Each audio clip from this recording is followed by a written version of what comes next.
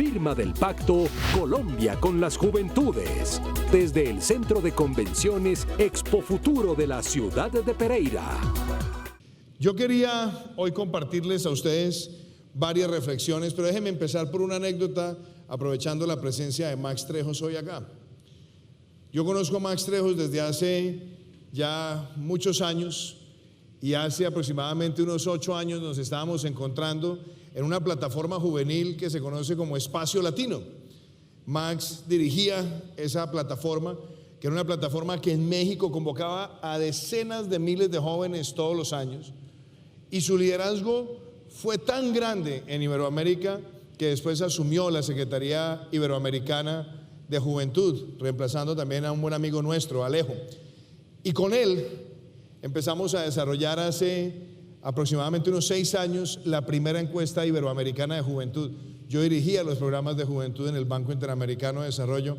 Max, gracias por estar en Colombia, y yo quiero que todos los que están hoy acá, jóvenes de distintos lugares del país, sepan que esta plataforma iberoamericana también es para ustedes, y me complace que lo que hoy estamos materializando sea también una vinculación del organismo de juventud que tiene Iberoamérica. Así que quiero de verdad un aplauso para todos los jóvenes de Colombia, y querido Max, que tú puedas trabajar también con ellos es muy importante. Yo quisiera empezar hoy con esta reflexión. Nosotros estamos viviendo, y miremos esta imagen, en una sociedad donde habitualmente estamos luchando contra la verdad y la distorsión de la verdad, o la desfiguración de la verdad.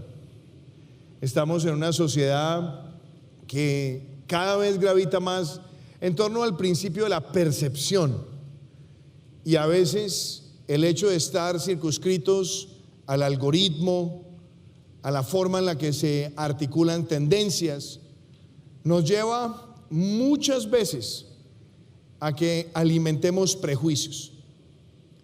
¿Y qué son prejuicios? Es juzgar algo antes de conocerlo, antes de verlo, antes de entenderlo.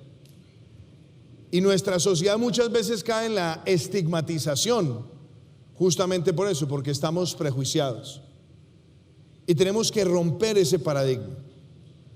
Y es necesario hacerlo porque es la mejor manera de construir en la diferencia.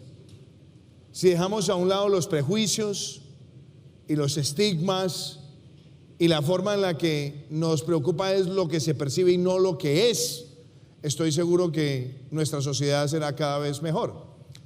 Y aquí tengo para compartirles a ustedes una vivencia personal. No pretendo que lean todos los detalles que vienen aquí en esta pantalla de atrás. No sé si nos la pueden poner aquí en las pantallas que están en el círculo. La tenemos aquí atrás, pero no aquí en el resto de pantallas. Bueno, mientras lo ponen, les voy contando la historia. Una mañana me desperté y de pronto me llega un mensaje de WhatsApp y me dicen que tengo una hija que tiene 19 años, que yo no la he reconocido, etcétera, etcétera. Entonces, pues obviamente lo primero que hice fue ir donde mi esposa a explicarle que si le llegaba el mensaje, pues que por favor estuviera tranquila, que eso no había sucedido, ¿no? Y lo curioso es que, claro, le dije yo al equipo mío, le dije, oiga, busquemos primero de dónde es el nombre, quién es la persona, etcétera, etcétera. Y por cuidar la imagen de la persona real, nos centramos que la persona primero no tenía 19 años, sino tenía 60 años. Entonces era un imposible que yo tuviera una hija mayor que yo.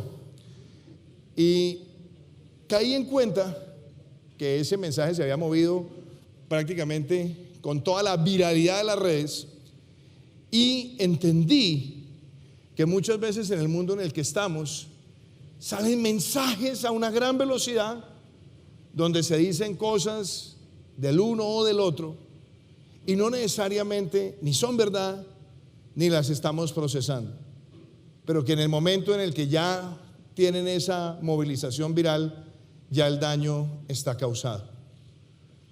Y es muy importante decirlo porque estamos también en una sociedad que aquí les quiero mostrar la foto real de mi hija mayor, cuando nació, en el año 2007.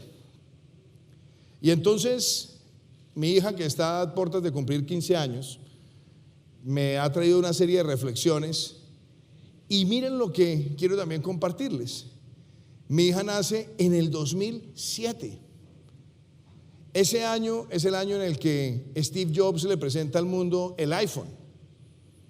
Ese es el año en el que Jeff Bezos lanza el Kindle. Es el primer año de Twitter. Es el segundo año de Facebook. Es el año en el que lanzan la plataforma Watson, que es la gran plataforma de inteligencia artificial. Es el año en el que Android nace en su nueva plataforma y su nueva dimensión. Y así como Luciana, mi hija mayor, son muchos los jóvenes que han nacido como nativos digitales. Y por lo tanto, al ser nativos digitales, están consumiendo información todos los días, donde muchas veces estamos enfrentándonos a lo que les comentaba hace un rato: la percepción, el algoritmo, la tendencia.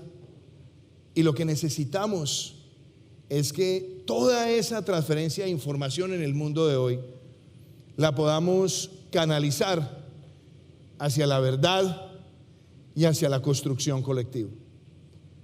Yo no estoy criticando la tecnología, ni pretendo hacerlo, porque la tecnología ayuda y el mundo tiene hoy mayor interacción de la que podía tener hace 20 o 30 años. Y seguramente nuestra democracia es mucho más participativa hoy en la era digital. Pero el llamado es muy grande. ¿Por qué? Porque de pronto nos encontramos con que podemos estar todos en el mismo espacio y nuestra conexión es solamente virtual. Y la interacción humana es necesaria. Y entendernos en la diferencia es necesario, porque como todos tenemos posiciones, lo que hay que evitar es que esas posiciones se nos vuelvan prejuicios para no reconocer al otro, lo que es aún peor, señalar al otro de lo contrario. Y estamos en un momento donde, como lo podemos ver ahora, la juventud está gravemente afectada por un hecho que no estaba en ninguno de los vaticinios de nadie. Llega la pandemia en un momento de mucha tecnología, mucha virtualidad, pero también muchos prejuicios y también mucha información falsa. Y los jóvenes hoy son los más afectados por esta pandemia. En el mundo entero. Lo miraban ahora algunos de ustedes en temas tan sensibles como la salud mental. Los suicidios en el mundo han aumentado. Los casos de ansiedad han aumentado. Los casos de esquizofrenia han aumentado. Pero también ha aumentado el desempleo juvenil. También ha aumentado la pobreza concentrada en el segmento de los jóvenes. Y tenemos jóvenes, y seguramente muchos de ustedes están en la universidad, pero llevan prácticamente 2 años y apenas hasta ahora a conocer a los que son sus compañeros de curso, generacionalmente. Otros jóvenes tuvieron que graduarse virtualmente o acudiendo a una ventanilla sin poder celebrar con sus compañeros. Y otros han tenido que estar en sus casas, en sus ambientes familiares, también expuestos a situaciones que no dejan de ser traumáticas, de violencia o también de afectación económica de sus seres queridos. Y eso en el mundo de hoy también nos tiene que traer una reflexión profunda, y yo la hago como presidente, pero sobre todo la hago como ser humano. Por eso, más que el presidente, es Iván quien está hablando en este momento. El año pasado fue muy difícil para todos. Aquí hay alcaldes y gobernadores que les tocó enfrentar la pandemia a un mes de empezar su administración. A nosotros nos golpeó a los 20 meses y tuvimos que enfrentar la expansión del sistema de salud, tener que llegar a aumentar la capacidad de pruebas, a atender muchísimas de las necesidades. Y tal vez en ese proceso, sin proponérnoslo, terminamos, claro, concentrados en lo urgente y dejamos de pronto de tener el diálogo necesario con la juventud en ese momento.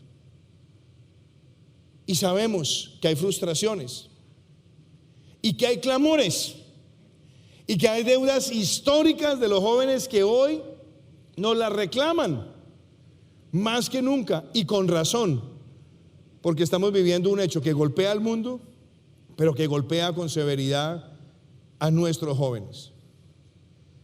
Y la juventud ha tenido muchas formas de expresión. Y la protesta pacífica es una forma de expresión. Es una forma de expresión que está reconocida en nuestra Constitución, que está reconocida además en tratados internacionales. Y aquí, por ejemplo, en pantalla vemos una imagen de ese mayo del 68 en París.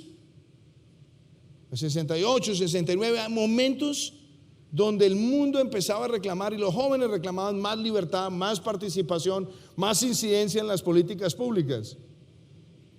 Y se logró, sin duda alguna. También surgieron líderes, unos que tuvieron mayor perdurabilidad en el tiempo, otros que no, pero se marcó un hito de que la juventud se hace partícipe de los procesos políticos, y las movilizaciones pacíficas son un elemento también para invitar a la construcción colectiva. Y claramente, en la situación que hemos vivido en el mundo reciente, este tipo de manifestaciones tienen también precedentes. En el caso particular de Colombia, y podemos ver esta imagen, en 1989, 1990, fuimos muchos los jóvenes que salíamos a hablar de la séptima papeleta, de la necesidad de una reforma constitucional. Y hasta cierto punto fue ese ímpetu el que también alertó al país sobre esa necesidad. Yo era sustancialmente menor al ministro Molano en esa época. Mentira, el ministro, no sustancialmente, pero un poquito. Usted era mayor que yo. Y estábamos todos en distintas escalas, o en los colegios o en las universidades, hablando sobre la necesidad de esas reformas. Y ese movimiento estudiantil en Colombia terminó abriendo un espacio de participación única y necesaria.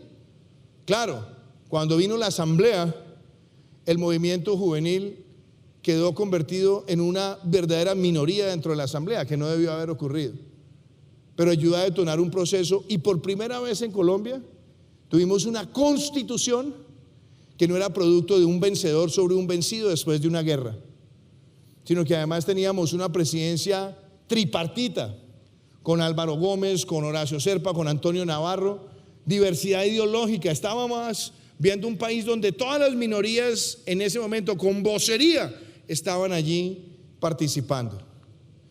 Hemos visto también los movimientos de jóvenes que surgieron en el mundo después de la crisis financiera del 2008 y 2009, que lo llamaban algunos del movimiento Los Indignados, y que ayudaron también a hacer grandes reformas al sistema financiero internacional. La voz de los jóvenes reclamando un capitalismo consciente, responsable, sensible, con la posibilidad también de no pensar solamente en la utilidad económica, sino también en la utilidad social. Y hemos visto también en nuestro país que la juventud detona movimientos de rechazo a la violencia, como lo vimos en el año 2008, cuando fueron millones de ciudadanos, muchos jóvenes, la gran mayoría jóvenes, diciendo que era el momento de decir no más a la violencia. Y vemos también cómo hace tan solo 2 años estábamos muchos de nosotros encontrándonos en la conversación nacional. Y muchos dirán, pero es que no pasó nada. No, pasaron muchas cosas, y cosas importantes. La firma de parte nuestra del Tratado de Escazú. Obviamente hay un proceso que falta y que tenemos que adelantar democráticamente y escucharnos, porque sí, es cierto, muchos quisiéramos que pasara ya, pero también hay que entender que en democracia hay otras voces que quieren tener un debate más profundo. Bien, pero surgió también de esa conversación nacional que se contrataran jóvenes sin tener que acreditar experiencia laboral. Ya son más de 14,000 jóvenes en el Estado. Por aquí estaba el registrador nacional del Estado Civil, Alexander Vega, que ya ha contratado más de 2,000 jóvenes en todo el país sin tener que acreditar experiencia. Surgieron de ahí programas especiales de incentivos a quien contrate jóvenes y empezamos a hacer una mejor focalización presupuestal. Claro, estamos también en un momento de nuestra historia donde hay temas, causas que demandan los jóvenes de una mayor acción por parte de toda la humanidad. Y eso también es positivo. Y no son causas ideologizadas, no son ni de izquierda ni de derecha. Son urgencias que tienen nuestras sociedades. Una de ellas tiene que ver con la protección del medio ambiente. Hace pocos días estaba saliendo el nuevo reporte del panel intergubernamental de cambio climático que nos muestra la urgencia de si no hacemos nada realmente estruendoso, ya los efectos del cambio climático serán inevitables. Y son ustedes los que también están reclamando todos los días una acción consciente.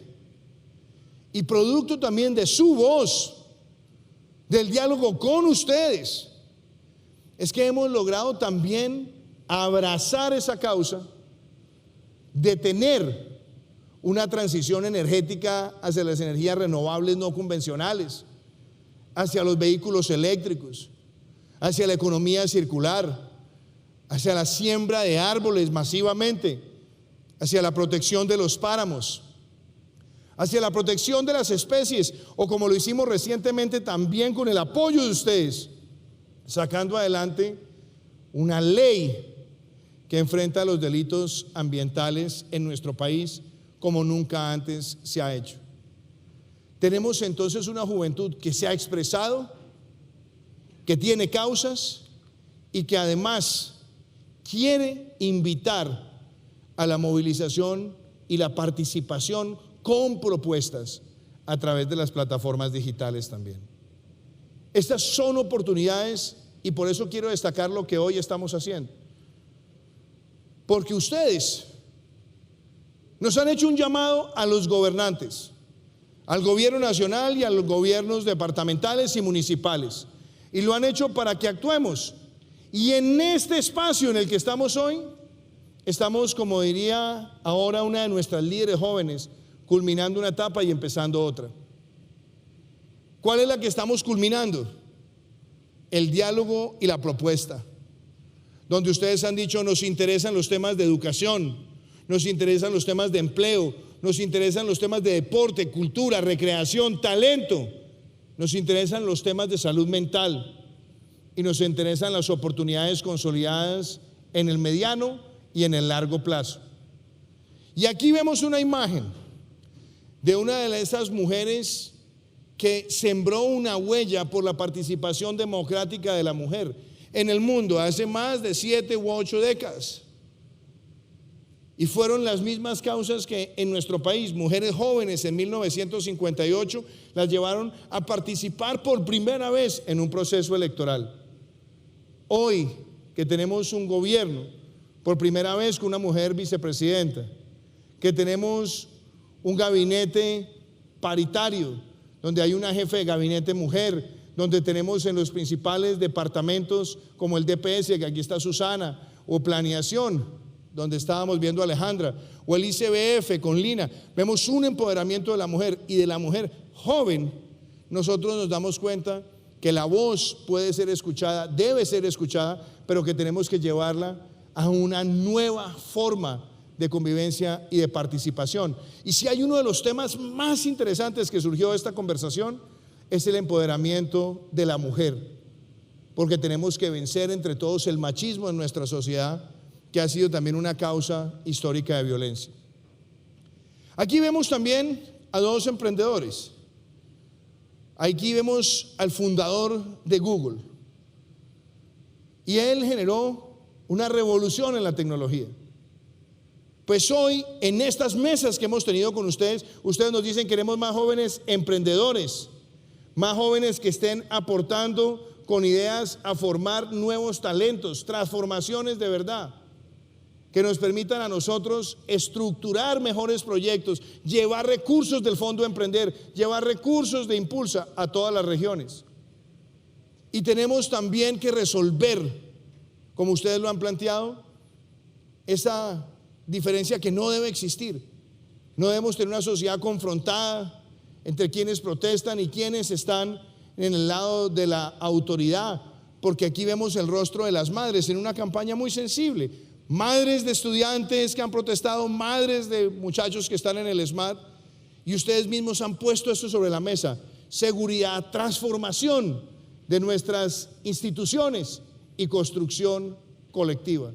Y de ahí también a lo que hoy estamos celebrando. Por primera vez en la historia de Colombia estamos creando un pacto con recursos. La última vez que se hizo un documento COMPES de juventud era en miles de millones.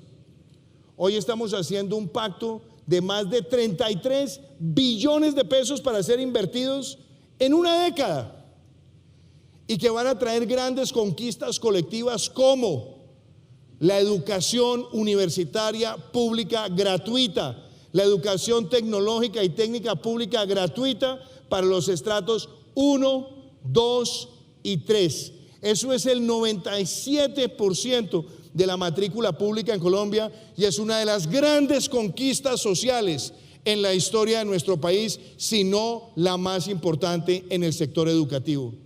Y se construye con ustedes. Se trabaja con ustedes. La empezamos en nuestro gobierno porque era una promesa de campaña, pero íbamos nosotros al ritmo de nuestras capacidades fiscales. Vino la pandemia y la tuvimos que implementar para evitar la deserción, y hoy estamos jugados con hacer de esto una política de Estado, y por eso en la ley de inversión social que se discute en el Congreso vamos a darle ese alcance de durabilidad en el tiempo. Segundo, ustedes han dicho que es muy importante y es muy relevante el tema de empleo. Y es verdad, la mayor cantidad de desempleo en América Latina está en los jóvenes. Lo analizamos hace años, Max. Jóvenes entre 18 y 28 años son el perfil del desempleado, y aún más grave, mujer entre 18 y 28 años. Y tenemos que hacer algo rápido, de choque, trascendental, motivador. Y de ahí a que podamos en este pacto materializar ese subsidio del 25% para contratar jóvenes entre 18 y 28 años de edad, que significa pagar el equivalente a la seguridad social, y permitirle a los empleadores dinámicamente generar ese empleo nuevo y joven. Y eso nos tendrá que llevar rápidamente a que estemos por debajo de los niveles prepandemia en los próximos 7 meses. Y estamos viendo un sector privado también ávido y participativo en esto. Tengo también que mencionar otro elemento. Ustedes han reclamado algo genuino y necesario: la participación política, el estímulo al liderazgo joven en todo el territorio.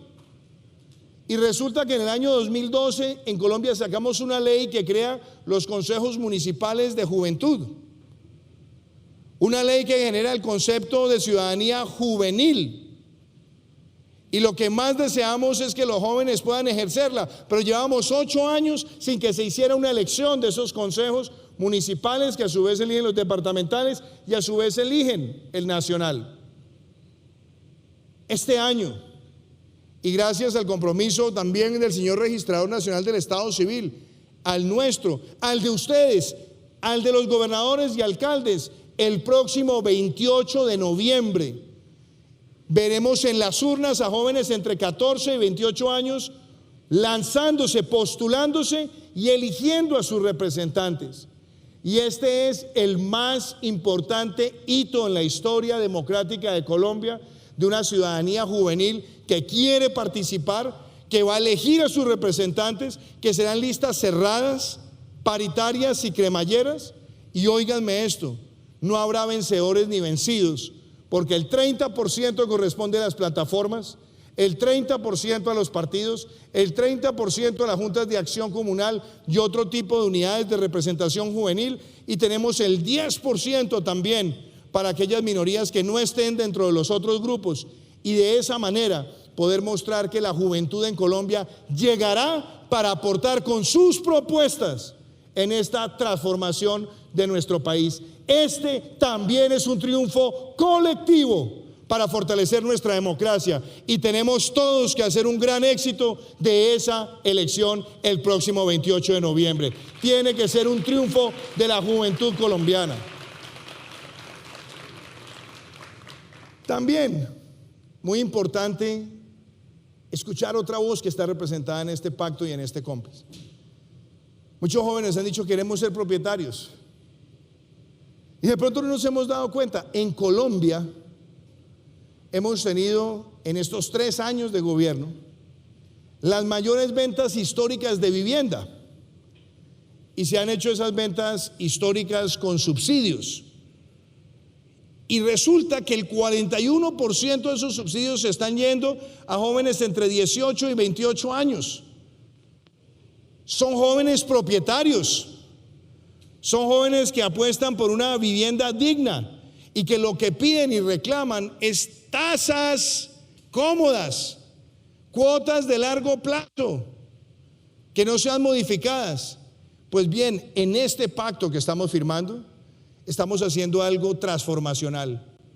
Es la política pública más ambiciosa en la historia de nuestro país para que los jóvenes puedan comprar vivienda, hacerse propietarios y tener un ahorro para el resto de la vida. Quien antes decía que los jóvenes no compraban vivienda y no tenían esa visión de ahorro de largo plazo, se equivocan, porque los hechos son más contundentes y elocuentes. Y estamos viendo también en este pacto el acuerdo por la juventud rural, con agricultura por contrato, con créditos, con emprendimiento rural, con un fondo Emprender que quiere llegar a esa Colombia profunda, con un Impulsa que quiere ayudar a acelerar esas iniciativas, y con unos planes de desarrollo con enfoque territorial que nos permiten también llevar este pacto a ese segmento, a esos lugares, a esos 170 municipios altamente golpeados históricamente por la violencia y golpeados también por la pobreza, que tiene 11,000 veredas y más de 6 millones de colombianos. Esa también es una transformación que está incluida en este pacto. Y no dejar de mencionar algo también motivante.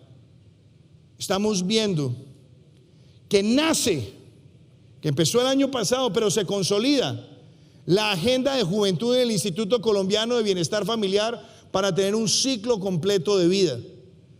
Y estamos viendo la estrategia Sacúdete, salud, cultura, deporte, tecnología y emprendimiento, que ha sido liderada también por María Juliana, que ustedes estuvieron ayer con ella, con el apoyo de Carolina Salgado, de Lina, de Juan Sebastián y de todos los ministerios, para que el talento de los jóvenes sea el vehículo ideal para generar capital humano consciente y feliz en el tiempo.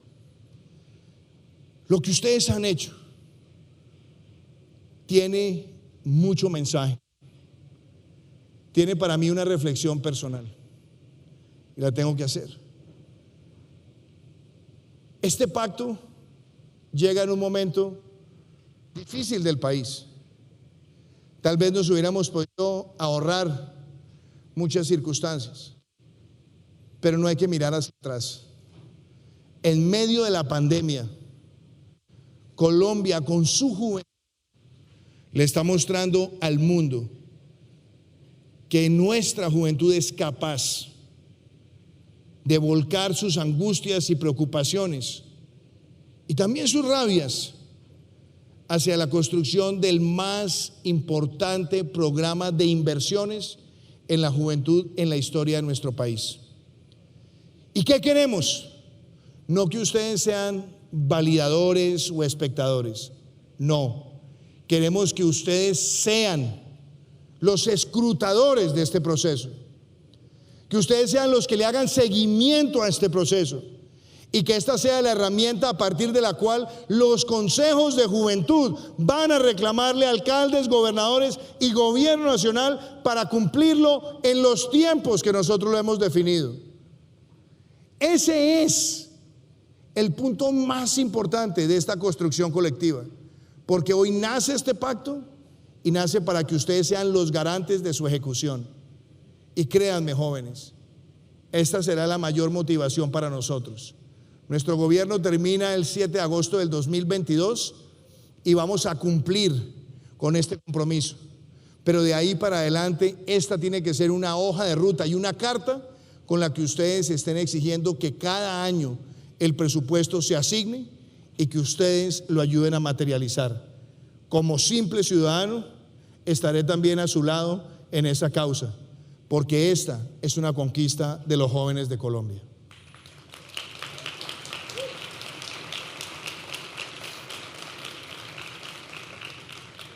Y esta es la imagen que lo resume todo. Ustedes, aquí, en Pereira, recordando las voces de muchos, las ideas de otros, pero sobre todo validando que el camino de la construcción colectiva está en entendernos y respetarnos en el disenso, pero demostrando que somos capaces de lograr consensos por encima de cualquier diferencia. Este pacto no es de izquierda, ni es de derecha, ni siquiera es de centro, es de sentido común. Es la materialización de anhelos y es la forma en la que podemos hacer de nuestra juventud recuperar la confianza en lo público, en lo institucional, en darnos cuenta que podemos dialogar, que podemos invertir, que podemos co-crear, co-distribuir, co-proteger nuestro pensamiento. Este COMPES, y lo sabe muy bien el señor Max Trejos, que está acá, y la representación de la UNESCO, nace en Colombia, pero como me lo decía Max cuando llegaba, se vuelve un referente para otros países de América Latina. Y ustedes son los protagonistas de esta historia, que en medio de una sociedad donde hay mucha desinformación y muchos algoritmos y muchos prejuicios, fuimos todos capaces de dejarlos a un lado y, como lo dice acá, crear este pacto histórico por la juventud de Colombia. Somos hoy todos los que tenemos que trabajar para que este pacto brille y se haga realidad. Y ver a los ministros, a las ministras, a los directores de departamento trabajar con ustedes en más de 490 mesas, donde participaron más de 14,000 jóvenes. Es para decir que la conversación no termina aquí. Ahora vamos a estar haciendo la pedagogía de este COMPES en todo el territorio, con los gobernadores, con los alcaldes, llevándolo también al plano de los planes de desarrollo municipales y departamentales. Porque ahora esta va a ser la herramienta y la brújula de lo que va a ocurrir el próximo 28 de noviembre. Yo le quiero decir a los jóvenes de Colombia, me siento feliz de ver que este COMPES tiene derechos humanos, cultura, deporte, emprendimiento, matrícula gratis, tiene el subsidio de empleo, tiene adicionalmente la participación política, tiene esos incentivos para los que están en las industrias creativas, en la música, en el arte, en la cultura, y tiene la posibilidad de sembrar una semilla para siempre.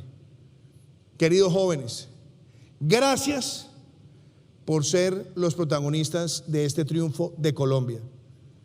Este no es un triunfo del presidente Duque, del gobierno Duque, no es el de una organización juvenil o de otra, no es de una ciudad o de otra. Este es un triunfo de país. Y este país, unido por ese tricolor amarillo, azul y rojo, es el país que hoy una vez más se sobrepone a la adversidad y hace una gran apuesta por el futuro para todos. Muchísimas gracias. Firma del pacto Colombia con las Juventudes. Desde el Centro de Convenciones Expo Futuro de la ciudad de Pereira.